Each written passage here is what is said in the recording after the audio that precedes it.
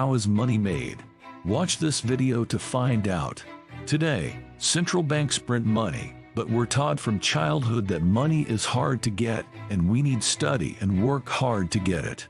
How can all this money suddenly appear? Who pays back money? What does it all mean? In this installment, we look at the ways money was formed and some of the implications. Government-issued money comes in two forms: paper money and coins. Many economies have just 3 to 8 tangible money. This actual money is manufactured to meet private bank obligations. When you go to an ATM to withdraw cash, banks need to make sure they have enough cash to meet those obligations. For example, it costs about 3 cents to print a $10 note, so the government makes $9.97 from printing and minting coins. The main reason governments don't generate more money is that politicians have a conflict of interest and would want to keep printing to fulfill campaign promises or fund wars, which would devalue the currency. The more money in circulation, the less it's worth. Inflation is the loss in purchasing power of money over time, and when it gets out of hand, money becomes worthless. Recent examples of runaway inflation include Zimbabwe and Venezuela. As the inflation rate rises, people lose faith in the currency. Money is a measuring stick of value, but it's highly elastic and can change depending on how much there is. Nixon's decision revolutionized the globe, but politicians still generate tangible money like notes and coins, which may cause problems, as we'll discover later. 3% minus 8% of money is made this way. The income from that physical money reduces government debt and taxpayer burden. Governments don't produce more of this money since politicians' decisions increase inflation risk. In most wealthy countries, private banks create 97% of the money supply digitally, making most money privatized. The idea of using debt as money began early this century. For example, if you buy a $500,000 house, the bank creates $500,000 in their account and you have $500,000 in debt, which is the promise to pay it back with interest.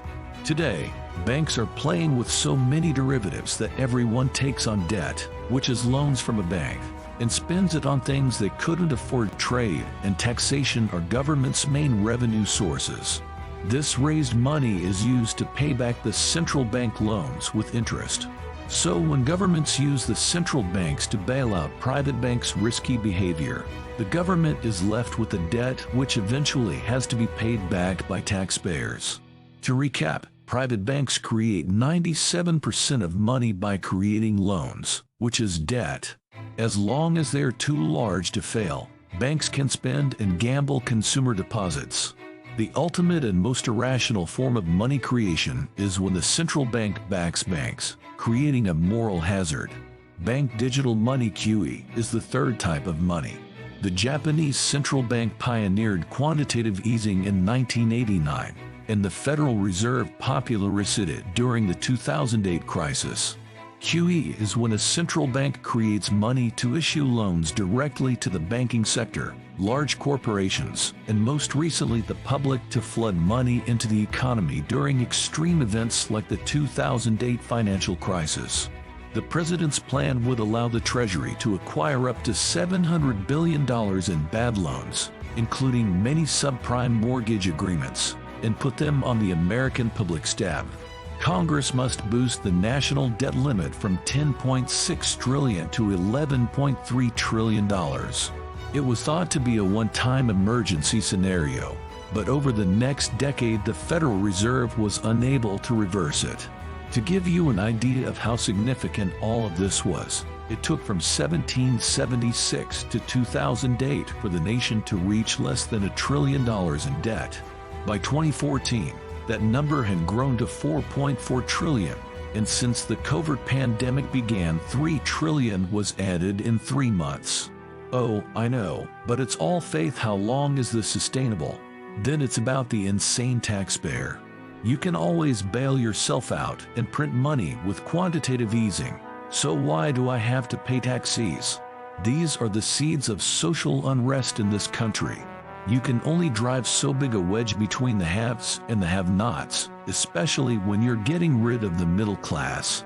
The Federal Reserve monetizing the U.S. debt enables all of this. Central banks utilize magic money to buy government bonds from the bond market, which lends money to firms and governments. The stock market gets more press, but the bond market is actually bigger. A bond is the same as a debt, but is issued by a government or corporation. Central banks which have no savings can create money to buy these bonds. So the important question is, can a central bank go bankrupt? Well, according to the European Central Bank, central banks are protected from insolvency due to their ability to create more money. If you think this, these central banks are creating money out of nothing and can't go bankrupt, but they are buying real assets. Even a toddler can see that something is wrong here. Central bank operations detach stock markets from reality. In the 20th century, the stock market reflected the economy, but now it's almost twice as big as the US GDP, which is absurd. The central bank printed trillions and gave it to banks and hedge funds with almost 0% interest rates, which went straight into the stock market while the real economy barely got any help. We discussed that money printing leads to inflation, so why haven't we seen it yet? Many people can sense and observe wealth inequality, but they don't know why. When central banks print money, the first recipients enjoy higher standards of living at the expense of the later recipients when inflation has already taken hold. This phenomenon is known as the one effect. Experts believe that when the rich finally start selling their stocks and real estate to buy other assets in times of distress, money velocity, the rate at which money changes hands in the economy, will start to rise. Since central banks have no savings, they can't go bankrupt but can produce endless money by buying government bonds. Societies and nations should have focused on wealth creation decades ago. Innovation, education, manufacturing. Imagine how our world would be today if banks invested hundreds of billions of dollars into these areas. It's riskier for the banks, but the benefits lead to more jobs, innovation, competition, and better living standards in the long run. Governance can also collect more taxes from these incomes without raising taxes. Focusing on wealth development and productivity takes time, effort, and hard work, and it appears like many don't want to do that nowadays. Frankly, it's too late for this alternative. Experts predict massive inflation and poor economic development, known as stagflation, like in the 1970s, but due to excessive debt and societal instability, it may be worse. The dominant belief is that the world will lose faith in the US dollar, but other macroeconomists think the dollar may climb as other nations try to sell their goods. Milkshake theory. Digital stable currencies can solve several issues. Others say states can issue endless money as long as they produce enough products to pay the central bank's interest on the government's debt. Modern monetary theory holds that debt is never repaid, only interest. The system is failing. The monetary system is so rooted and pervasive that nobody questions it. When things went wrong, they pointed to evident difficulties. Thanks for watching and stay safe.